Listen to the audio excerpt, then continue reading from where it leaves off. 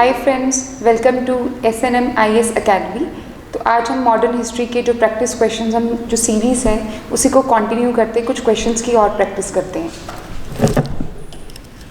तो पहला क्वेश्चन देखते हैं, Rowlatt Act aimed at. Rowlatt Act इनमें से क्या है?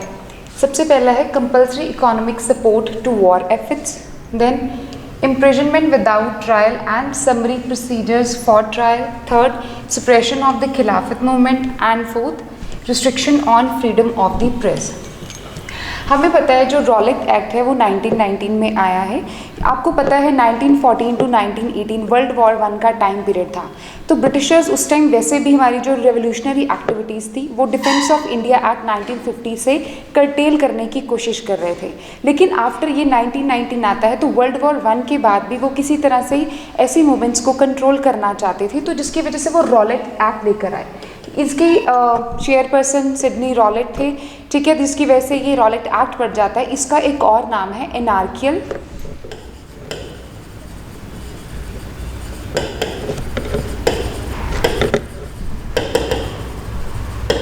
Crimes act.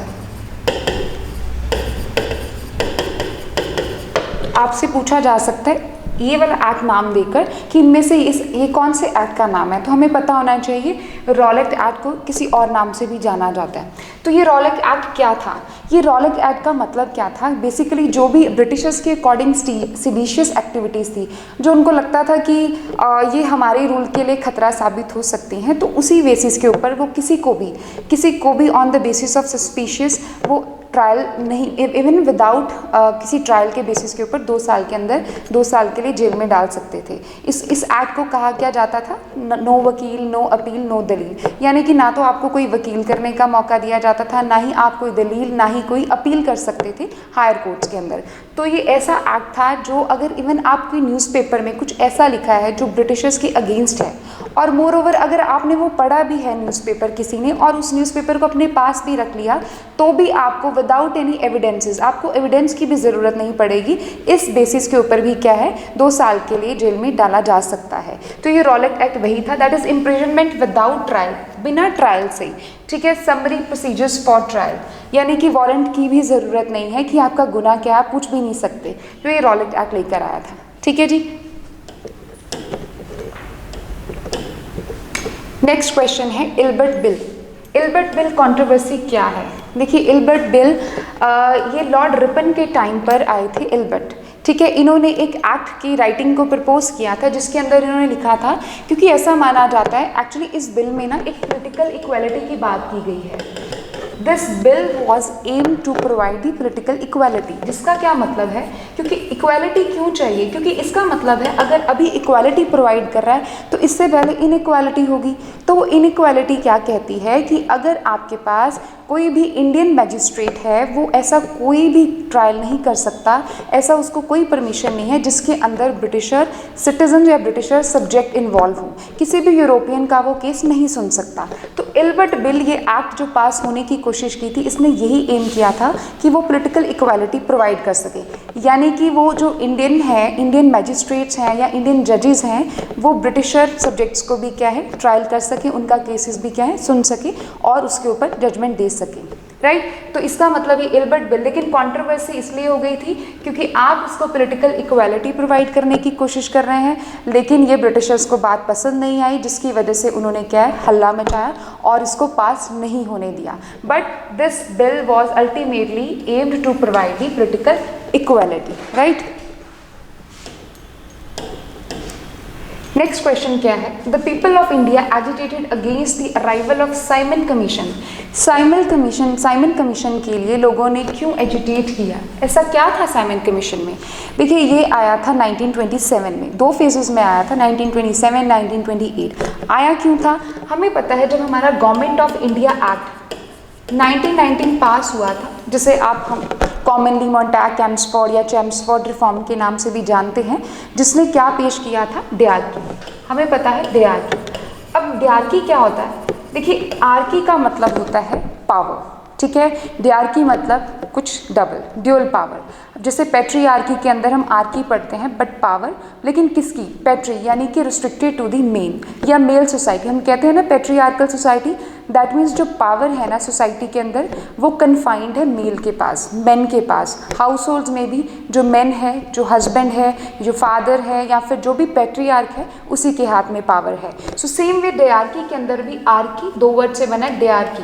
सो इसके अंदर हमने देखा था इस रिफॉर्म के अंदर गवर्नमेंट ऑफ इंडिया एक्ट 1990 डेयार्की की बात होती है, हमने बात पहले भी की थी, जिस केस के अंदर प्रोविंसेस के अंदर 2 तरह के सब्जेक्ट्स थे, transferred and the reserved. Reserve subjects वो थे जो गवर्नर और उसकी जो एग्जीक्यूटिव काउंसिल है वो अपने पास रखे ऐसे मुद्दों को जिससे उनको क्या है ब्रिटिश रूल को कोई थ्रेट ना पहुंच सके, और वो रिजर्व हो गए, ट्रांसफ़र वो कर दिए जो कहीं ना कहीं लोकल प्रोविंसेस अपने लेवल के ऊपर उसके ऊपर लॉ इंप्लीमेंट कर सकते हैं।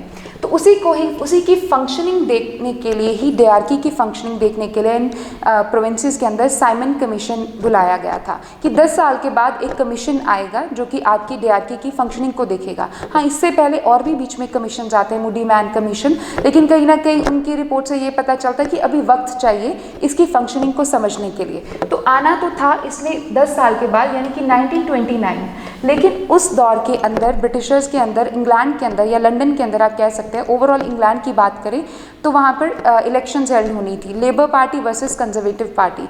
तो नहीं चाहते थे कि कहीं ना कहीं वो जो प्रेशर था उस पार्टी के ऊपर, जिसकी वजह से वो 2 साल पहले ही आ गया 1927 के अंदर, ठीक है, कि किस तरह से ये डेयार्की फंक्शन कर रही है। तो उसी चीज़ को देखने के लिए साइमन कमीशन बुलाया गया। अब साइमन कमीशन आया लेकिन उसको फिर भी वेलकम नहीं किया गया। क्यों?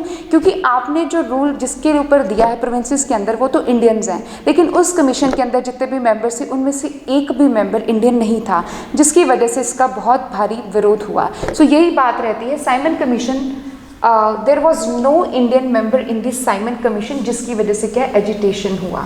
तो साइमन गो बैक ऐसे नारे लगाए गए, और हमें पता है लाल बहादुर शास्त्री जो तो सेकंड प्रेसिडेंट है, इसको कंफ्यूज नहीं करना, प्राइम मिनिस्टर रहे हैं लाला लाजपत राय, जिसको लाल बाल पाल में जो लाल नाम है उन्हीं के नाम से जाना जाता है। तो कहीं ना कहीं साइमन कमीशन के ही एजिटेशन में उसको स्प्रेस करते हुए, उसके अगेंस्ट बात करते हुए उनकी डेथ भी हो जाती है लाहौर के अंदर, राइट। तो लेकिन साइमन कमीशन हमें याद रखना है, साइमन कमीशन इसलिए इसको अपोज किया गया क्योंकि उस कमीशन के अंदर there was no Indian member, right.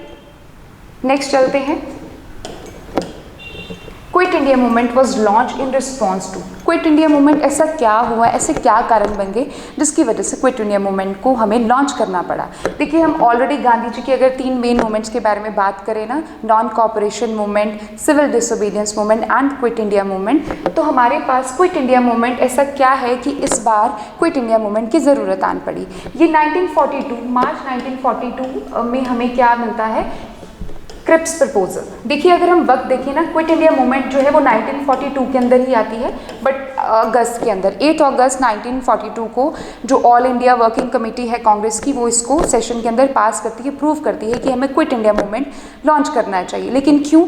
हमें पता है कि इस टाइम पर वर्ल्ड वॉर 2 चल रही है और 1939 से 1945 तक ये वर्ल्ड वॉर चलती है, लेकिन अभी भी कुछ 2 साल हो गए हैं और इंडिया की सपोर्ट नहीं मिल रही ब्रिटिशर्स को। लेकिन 1940s 41 जैसे जैसे हम आगे बढ़ते चले जा रहे हैं, आपको पता है कि इधर से जो जापान है वो कहीं ना कहीं इस टेरिटरी की तरफ बढ़ता चला जा रहा है। जैसे ही वो बर्मा, आज का म्यांमार की तरफ वो आता है, ब्रिटिशर्स के ऊपर एक वो प्रेशर फील होता है कि कहीं ना कहीं ये प्रोसीड कर रहा है towards India, towards Indian territory जो कि उसकी कॉलोनी थी, जिसकी वजह से कहीं ना कहीं वो ब्रिटिशर्स जो हैं वो बिना इंडियन सपोर्ट, बिना इंडियन सोल्जर सपोर्ट वो इसको जीत नहीं सकते थे। तो कहीं ना कहीं वो उसको वॉर के अंदर इंक्लूड करने के लिए कुछ ऑफर्स लेकर आता है ताकि इंडियंस क्या है कन्विंस हो जाएं किसी प्रपोजल के ऊपर और वो वॉर में उनके साथ पार्टिसिपेट करें। तो कैबिनेट मिशन जो है, देखिए ये तो आता ही 1946 के अंदर है, तो ये तो अपने आप ही एलिमिनेट हो गया। हमें इस तरह से भी आंसर को एलिमिनेट करना होगा।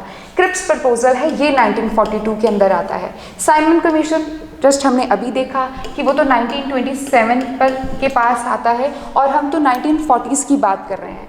वेवल प्लान भी आपका 1945 के बाद आता है, यानी कि वॉर के बाद शिमला कॉन्फ्रेंस, वेवल प्लान, ये सब आता है। तो सही एग्जैक्ट आंसर क्या होना चाहिए आपका? Cripps proposal. Again Cripps proposal में ऐसी क्या बात होती है, Cripps proposal after August offer जो 1940 में आया था, फिर आपके पास क्रिप्स प्रपोजल आता है जिसमें आप डोमिनियन स्टेटस की बात करते हैं, जिसमें आप कॉन्स्टिट्यूशनल कुछ रिफॉर्म्स की बात करते हैं, but that too after the completion of the World War 2। तो जिसकी वजह से गांधी जी और जो बाकी कांग्रेस लीडर्स थे वो उन्होंने अपोज किया। गांधी जी ने तो इनफैक्ट ये भी बात कह दी थी कि ये तो पोस्ट डेटेड चेक है, this is post dated cheque and that too on failing bank और जी जो क्रैश बैंक होगा। इसका मतलब है कि आपने वो एक चेक पकड़ा दिया जो कि पोस्ट डेटेड है, और वो भी उस बैंक का जिसका हमें पता नहीं है कि कल को वो एग्जिस्ट करेगा भी या नहीं करेगा, राइट। तो कहीं ना कहीं ये प्रपोजल फेल कंसिडर किया जाता है, जिसकी वजह से फिर अल्टीमेटली कांग्रेस क्या करती है, आपका क्विट इंडिया मूवमेंट को लॉन्च कर देती है 8 अगस्त 1942। बट उसके अगले दिन ही वेरी नेक्स्ट डे 9 अगस्त 1942 को ऑपरेशन जीरो आर के तहत सारे कांग्रेस लीडर्स को, जितने भी बड़े दिग्गज लीडर्स थे, उनको अरेस्ट कर लिया जाता है, राइट। सो ये आपकी क्विट इंडिया मूवमेंट थी। लास्ट क्वेश्चन है आज का, स्वदेशी एंड द बायकॉट, ये adopted as a methods of struggle for the time during. देखिए सबसे पहले ऐसा स्वदेशी और बायकॉट मूवमेंट कब किस टाइम पर स्टार्ट हुआ था। स्वदेशी और बायकॉट आपको जगह जगह गांधी जी की जितनी भी मूवमेंट स्टार्ट हुई उसमें अक्सर मिलेगा, लेकिन ये फर्स्ट टाइम कब शुरुआत होती है। देखिए agitation against the partition of Bengal, home rule movement, non cooperation movement और the visit of the Simon Commission of India. ये हमने अभी बात कर ली, साइमन कमीशन के टाइम पर ऐसी कोई बात नहीं हुई थी जिसके अंदर आप स्वदेशी और बायकॉट फर्स्ट टाइम बात करें, तो ये ऑप्शन नहीं होगा।